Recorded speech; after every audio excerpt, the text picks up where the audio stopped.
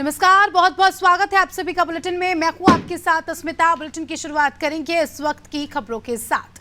मध्य प्रदेश की 29 लोकसभा सीटों में से 21 सीटों पर चुनाव संपन्न हो चुके हैं। आखिरी चरण में 8 सीटों के लिए 13 मई को मतदान होगा। इन 8 सीटों में सबसे ज्यादा सियासी लड़ाई रतलाम, झाबुआ और धार में देखने को मिल रही है।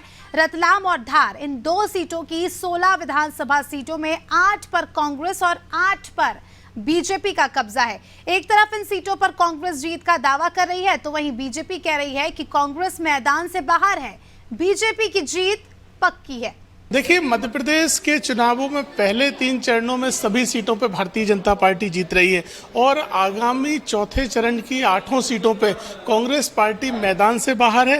भारतीय जनता पार्टी अपने लक्ष्य 70% मत सभी क्षेत्रों पर पाना और 370 नए वोट प्रत्येक मतदान केंद्र पर पाने के लिए लड़ रही है। रतलाम, झाबुआ हो या मालवा निमाड़ के अन्य क्षेत्रों, सभी कांग्रेस पार्टी की तुष्टीकरण की नीति, बंटवारे की नीति और अब तो कांग्रेस के नेता नस्लवाद के नाम पर वोट मांगने की कोशिश कर रहे हैं। तो ऐसी पार्टी को कोई वोट नहीं दे सकता है। भारतीय जनता पार्टी और विकसित भारत के सपने के साथ मध्य प्रदेश की जनता 8 सीटों पर भारतीय जनता पार्टी जीतने जा रही है। प्रथम जो 2 चरण हुए थे उस चुनाव में भी जनता ने जबरदस्त समर्थन कांग्रेस पार्टी को दिया था और उसी तरीके से तीसरे चरण में भी जनता ने बेरोजगारी और महंगाई के मुद्दों पर वोट किया है और चौथे चरण में आप देखेंगे 8 सीटों पर, मतलब पूरे तरीके से 29 सीटों पर, चाहे उसमें रतलाम, झाबुआ हो, मुरैना हो, राजगढ़ हो, छिंदवाड़ा हो, सभी सीटों पर जनता ने एक तानाशाह सरकार के खिलाफ वोटिंग करी है और 4 जून को एक जबरदस्त रिजल्ट आएगा और सभी 29 सीटों पर एक अप्रत्याशित रिजल्ट